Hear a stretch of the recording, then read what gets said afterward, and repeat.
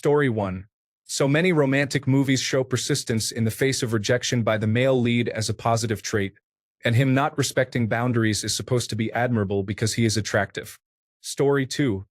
The kissing booth upsets me so much.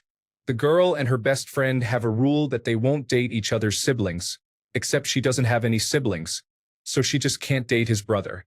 Then some jerk slaps her because her skirt was too short, and they both get detention. In detention, the guy starts flirting with her, and she agrees to go out with him. Then he stands her up because apparently, the older brother has a school-wide rule that no one is allowed to date her, and she finds that cute for some reason. Then she starts secretly dating him, but the best friend finds out and gets mad, and somehow she's in the wrong. But he's not mad about the secrets.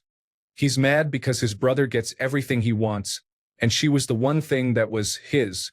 So yeah, literally every guy is possessive and controlling and weird, and it really upsets me that anyone finds it romantic in the least. Story 3. Sleepless in Seattle. It's a literal stalker movie. Meg Ryan's character hears a man's voice on the radio, becomes convinced they are meant for each other, hires a private investigator to look into him, travels to his city, and spies on him and his son. Story 4. Never Been Kissed. It's about a dorky, meticulous, and slightly unfashionable journalist who is chosen to go undercover as a high school student to see what high school is really like and uncover dramas, which is a nonsensical premise.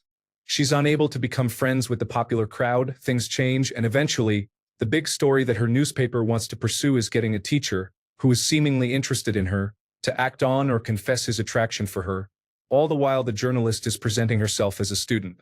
This is hard to watch because she feels bad for him and doesn't want to damage his career or reputation, but he's literally falling for a person he knows as a student. This is so inappropriate.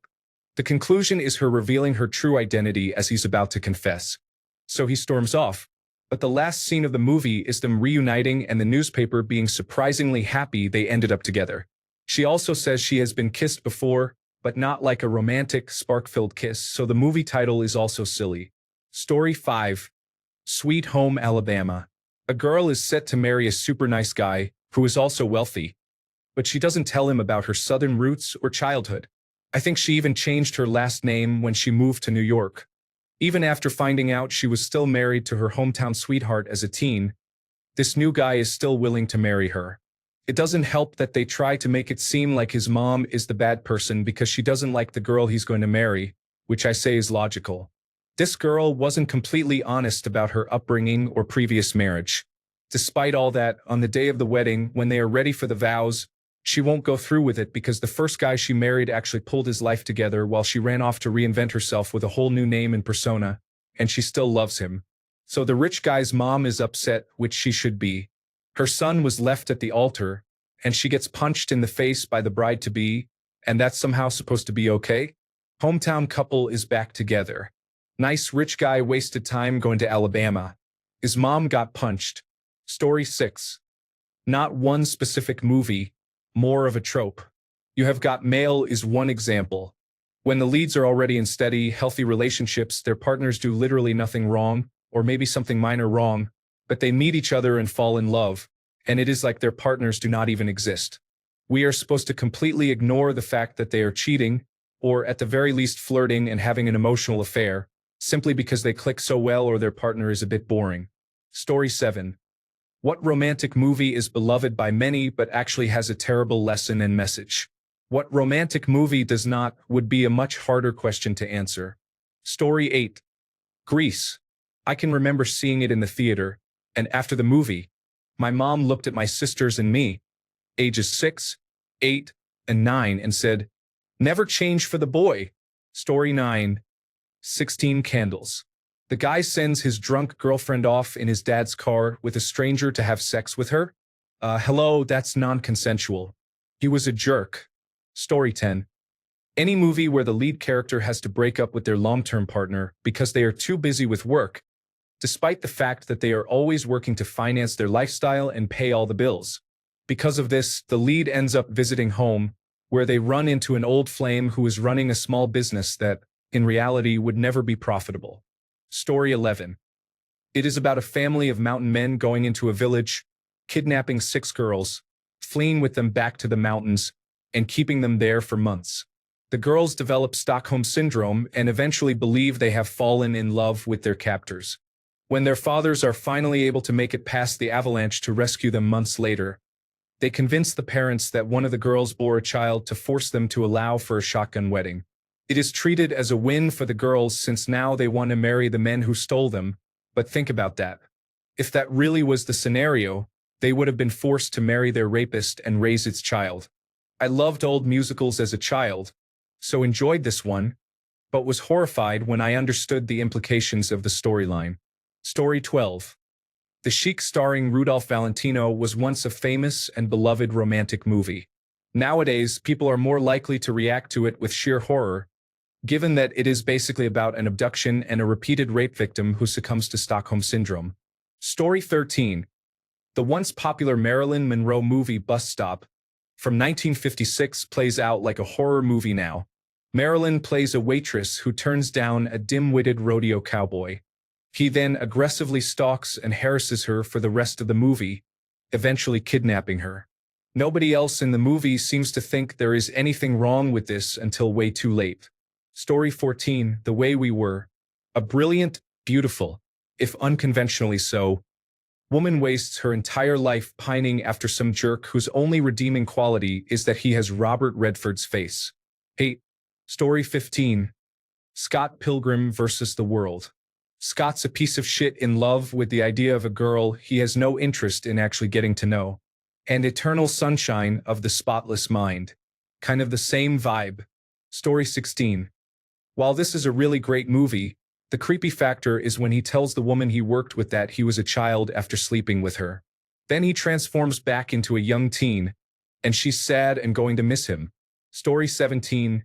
Eat, Pray, Love.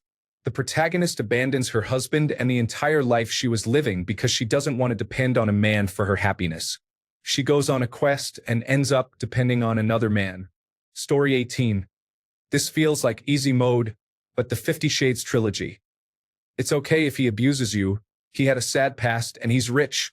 Giving you nice things equals love, right? Right? Story 19. Happiest Season. The lesbians finally got a big Christmas film with a stellar cast and, well, if Harper were a man, the film would have absolutely tanked. Being that much of a jerk to your partner. Yikes. It didn't help that Kristen Stewart didn't have chemistry with Mackenzie Davis. Kristen Stewart and Aubrey Plaza though. Story 20. Memoirs of a Geisha is supposed to be a love story with a happy ending. It portrays a life as brutal as The Color Purple does and similarly has an ending that is only less bleak than most of the story. But it is not a love story and it is not a happy ending. Story 21. Not a movie but any episode of Family Guy where Joe loses Bonnie.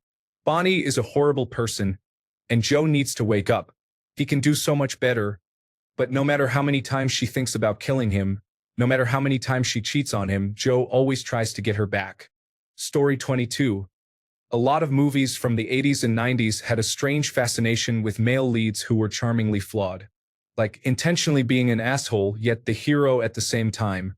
And they always get the girl in the end. The formula is repeated countless times. One example that comes to mind is Die Hard. Is it a complete romance movie? No. But a large part of the main storyline is the husband, who was essentially a deadbeat dad, earning back the love of his separated wife, with whom he is having marital issues. He didn't want to leave his city and change jobs to allow his wife to pursue her career after they had kids, even though she was very successful. So she raised the children and had an amazing career all on her own, while he was the hero who won her back at the end because he stopped the German terrorists. It's laughable and ridiculous. The fact that he's a deadbeat dad who wasn't even planning on seeing his kids on Christmas and didn't want his wife to pursue her career just flies out the window because he's such a classic American cowboy defeating bad guys. And he initially didn't even have to get rid of his job. He had the option to stay with his wife and kids and transfer to the new city and continue working, but he just didn't want to. Don't get me wrong, I absolutely love this movie, but I can't get over these aspects about it. It didn't matter if you left your family, didn't raise your kids, didn't visit them or make an attempt. You could still be the hero. Get it all back and then some. Just defeat a German terrorist group all on your own with cut feet and a white tank top. And even if you're a successful career-driven woman who raises kids on her own, makes international business deals, and can hold your own in a room full of sexist bigots, you're still just the wife of the hero. That's your identity. You are the love interest of the hero, the reward he gets in the end. Story 23. Any one of them where the unattractive, albeit smart or talented girl has to change everything about herself to get the popular guy who only sees her for the person they created her into. Story 24.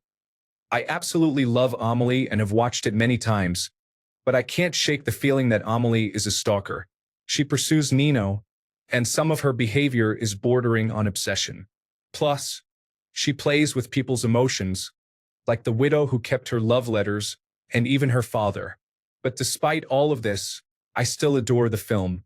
Story 25, French Kiss is. Story 26, Pretty in Pink. Put your best friend in the friend zone and then use him when you are having a falling out with your crush, only to use your friend to get back with your crush and then abandon said friend at prom. Story 27. I'm having trouble thinking of one that does not. Even The Princess Bride has some seriously toxic moments. It is almost like romances do not make a very good vehicle for life instruction. Story 28. Sierra Burgess is a Loser is a movie where the unpopular girl and the popular cheerleader team up to deceive a football player from another school, tricking him into a non-consensual kiss. In the end, the unpopular girl and the football player end up together because apparently the deception wasn't considered a big deal, I guess. Story 29. Passengers is creepy. It teaches us that men can treat women as objects, isolate them, and steal away their lives for their own gain and desire for intimacy. It also teaches us that women can accept this regardless of their own desires. Story 30. Titanic. A woman has a husband of many years, children, grandchildren, and great-grandchildren, and all she can think about at the end is a 2-day fling with a homeless man. Story 31. Gigi with Leslie Caron, 1958. Always stood out to me. My mom still watches it every year and considers it a romantic movie. The film literally starts out with an old man singing a song about how much he loves little girls because no matter how old he gets, they stay clean and pure. Thank heaven for little girls, I think it was called. I'm pretty sure the lyrics spell out how he's shopping for his next lover when he's checking out the kids. This is literally the very first 5 minutes of the movie. He's just strolling around, observing the kids and being accepted by all. But wait, that's just the opening number. The actual plot revolves around a 14-year-old girl named Gigi who is being groomed by her aunts to become a courtesan, the era's equivalent of a sugar baby, and her relationship with a rich playboy named Gaston. Gaston is a local celebrity, mainly for being a womanizer. Gaston is 33. Gigi initially resists, not wanting to be a mistress, but is worn down throughout the film by Gaston via gifts, fancy trips to the beach, and other manipulative tactics. We learn that Gigi's aunt was involved with the old man singing in the beginning, but he dismissed her when she turned 18, and the entire thing is presented as perfectly acceptable and romantic. The film is beautiful, from the locations to the wardrobe, and the acting is on point, so I can see how it's held up as long as it has. But the context is beyond troublesome. Story 32. Literally all of them. Whether it is cheating because they are not right, changing everything about yourself for a partner, or men stalking women and not taking no for an answer, pretty much all romantic movies are about doing the absolutely wrong thing and getting happy endings. Story 33. The Wedding Planner, Something Borrowed, The Sweetest Thing, and others all have similar plots. Basically, they meet someone they have great chemistry with, but find out they're getting married. So they find ways to sabotage the wedding or hope that somehow the groom-to-be will change their mind by creating opportunities where they can cheat with each other. Something Borrowed is the worst offender because the main character betrays her own best friend. Romantic comedies like these always justify the main character's infidelity or lack of morals by making the current girlfriend or fiancé a villain. So it's okay. They deserve to be cheated on. As for the female leads, trying to stop a wedding because you can't let the one get away, and in some cases someone they've known for 2 seconds, is selfish, not romantic. Story 34. Oh, 13 going on 30, it says please don't pursue your dream job, Better just marry and stay home because you can't do both. Also, Pirates of the Caribbean, all that Elizabeth Swann wanted was to be a pirate. She not only makes it, but she also was elected Pirate Queen. Then she resigns from all of that to stay as a single mother that waits for her man to come visit once every now and then. Story 35, Jane Eyre. It was of its time, but now? Not even a chance. He is manipulated and lied to with his first wife, but to be with Jane while his wife is still alive, he also manipulates Jane and lies to her. Sheesh. Fabulous book, though. Story 36. I love the movie Cold Mountain for being so true to the Civil War period, and because Renee Zellweger's character is fun, but the last time I watched it, the storyline struck me as kind of dumb. The two main characters had a few short conversations, and Jude Law's character spends 3 years walking across the country to come back to her, not even knowing if she was still interested or had married or anything. Today, it would be like obsessing over someone you texted for a week, for 3 years.